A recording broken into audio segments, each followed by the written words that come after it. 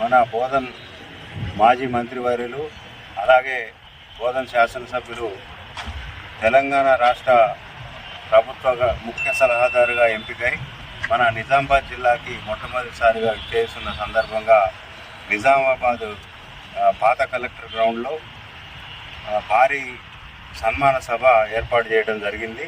అట్టి సభకు బోధన్ నియోజకవర్గం నుంచి భారీ ఎత్తున ప్రజలు మేమొస్తామని ఎదురు చూస్తూ ఉన్నారు. దాంట్లో భాగంగానే ఈరోజు బోధన్ పట్టణం నుంచి దాదాపు 1000 నుంచి 1200 మందిని సభకి తీసుకోవడం జరుగుతుంది. అక్కడ సన్మాన కార్యక్రమం ఘనంగా జరుపుకొని బోధన వచ్చిన తర్వాత రేపు కూడా సారు బోధనలో పర్యటన ఉంటుంది కాబట్టి రేపు రాబోయే రోజుల్లో మన బోధన్ నియోజకవర్గం మరెంతో అభివృద్ధి చెందాలని ఈ సందర్భంగా తెలియజేస్తూ ఈ సారికి ఈ పదవి ఇచ్చినందుకు ముఖ్యంగా కాంగ్రెస్ పార్టీ అధిష్టానానికి ముఖ్యమంత్రి రేవంత్ రెడ్డి గారికి ప్రత్యేకంగా హృదయపూర్వక ధన్యవాదాలు తెలియజేస్తా ఉన్నాను. జై కాంగ్రెస్.